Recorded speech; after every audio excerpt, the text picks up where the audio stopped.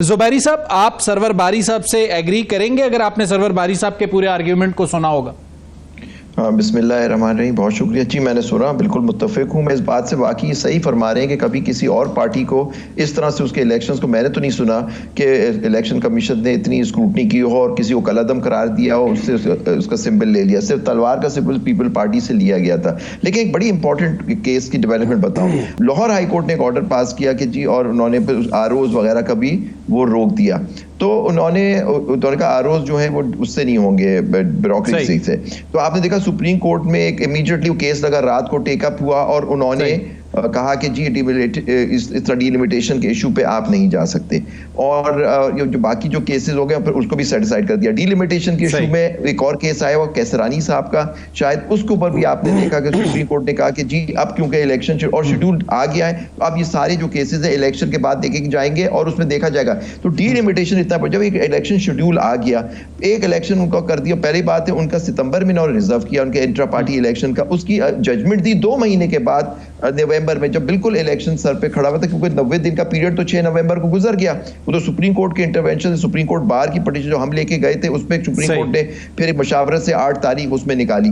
उन्होंने कहा कि जी कोई डेमोक्रेटिक प्रोसेस को किसी तरह से नहीं रोका जाता। एक दफा डिलिमिटेशन का इशू हो गया, सारी डिलिमिटेशन की पटिशन सबको खत्म कर दिया कोर्ट ने कि जी अब इलेक्शन के बाद ये इशू देखा जाएगा। और यहाँ एक पार्टी सारी पार्टी आ गए, फॉर्म्स भरे जा रहे हैं, आपने एक ऑर्डर अनाउंस कर दिया कि उनसे उनका बल्ले का निशान ले लिया। आप अब ये इलेक्शन कमीशन खुद डेमोक्रेटिक सिस्टम को खराब कर, सुप्रीम कोर्ट को इसका देखना चाहिए। मैलाफाइड इंटेंशन की बात आप भी कर रहे हैं, इसको सामने रखना चाहिए। जी आबिद साहब, आप भी मैलिफाइड इंटेंशन की बात कर रहे हैं और सरवर बारी साहब ने भी उसकी बात की है। लेकिन जो मेरा सवाल है, जिसे मैं दोबारा आपके सामने रखना चाहूंगा, कि इस वक्त जो टाइम रह गया है सुप्रीम कोर्ट के लिए, जैसा आपने जिन केसेस का जिक्र किया कि डिलिमिटेशन में सुप्रीम कोर्ट ने वाजे किया कि हम इलेक्शन के बाद देखेंगे, अब अगर वो दोबारा पीटीआई को इंट्रा पार्टी इलेक्शन का टाइम देती है तो 8 फरवरी के जो इलेक्शन है उस पर क्वेश्चन मार्क्स नहीं लगेंगे? नहीं, मैं नहीं समझता कि ये टाइम देंगे। सुप्रीम कोर्ट या हाई कोर्ट जहां वो अपनी पिटीशन दाखिल करेंगे, सुप्रीम कोर्ट को देखना चाहिए कि इलेक्शन शेड्यूल हो गया। आई थिंक 11 तारीख तक वो सिंबल्स भी अलॉटमेंट के जो भी होगा वो 11 तारीख उसमें आई थिंक शेड्यूल में दी हुई है। तो जो कुछ करना है 11 तारीख से पहले करना होगा, शेड्यूल आ चुका है। अब उस इलेक्शन तो इस वक्त नहीं हो सकते, वो हो सकता है वो ये कह दें कि जी हम बाद में देख लेंगे, लेकिन इस वक्त पार्टी को आप इलेक्शन तो लड़ने दें। इस इलेक्शन कमीशन के तहत साफ शफाफ इलेक्शन नहीं हो सकते, फेयर। आप खुद देख लीजिए, एक जमात के लोग अपने फॉर्म जमा नहीं करा जाके उन पे पुलिस हर तरह का। आबिद साहब, इस पे आगे चल के आबिद साहब इस नुक्ते पे आगे चल के बात करते हैं कि इलेक्शन शफाफ कैसे हो सकते हैं, या जो पॉलिटिकल नुक्ता सरवर बारी साहब 77 का उठा रहे थे उस पे भी बात करेंगे। आबिद, जुबैरी साहब, जो हाफिज एहसान साहब ने बात की और सरवर बारी साहब ने बात की, आपने सुनी। जुबैरी साहब, इस वक्त मेरे हिसाब से वो जो मैलाफाइड इंटेंशन वाला एक पॉइंट है, उसके अलावा कोई नुक्ता बजायर नजर नहीं आता जो अदालत से रिलीफ लेके दे पाकिस्तान तहरीक इंसाफ को 11 जनवरी तक। आपके ख्याल में ऐसा है? मैलाफाइडिंग जो बहुत इंपॉर्टेंट ग्राउंड होता है, मैलाफाइड आपका ऑर्डर मैलाफाइड होगा, नॉन स्पीकिंग होगा तो बिल्कुल मिलेगा। लेकिन बड़ी इंपॉर्टेंट बात है, इलेक्शन एक्ट के अंदर दिया हुआ है कि एक आइन होगा पार्टी का, उस आइन के तहत वो इलेक्शंस होंगे, वो उनकी काउंसिल होगी, काउंसिल के इलेक्शन होंगे, वो सर्टिफिकेट दे देंगे और सर्टिफिकेट वो देख लेगी वो इलेक्शन कमीशन ऑफ पाकिस्तान और समथिंग। तो आप ये बताएं, उनके सबसे बड़ा मैलाफाइड जो इसमें जो लॉ की वायलेशंस हैं कि सर्टिफिकेट एक दफा उसने दे दिया, प्राइमा फेशी उन्होंने कहा दिया हमारे इलेक्शन सही हुए। आपके पास क्या चीजें मौजूद थी जिसकी वजह से आपने उसको डिक्लेयर कर दिया? क्या एविडेंस ली गई, हियरिंग हुई, क्या हुआ? ये सारी चीजें कोर्ट के सामने आएंगी। क्या स्पीकिंग ऑर्डर है आपका कानून के हिसाब से? तो सिर्फ मैलाफाइड नहीं होगा। मैलाफाइड, देखिए, malafide order is no order, it is an order without jurisdiction. They have gone beyond that अपनी पावर्स के उसके। लेकिन इलेक्शन कमीशन का रोल भी देखा जाएगा इसके अंदर कि आप देखिए कि खुद पर कल उन्होंने सुप्रीम कोर्ट के सामने एक बयान दिया कि जी हम अपना इलेक्शन बिल्कुल साफ शफाफ करेंगे,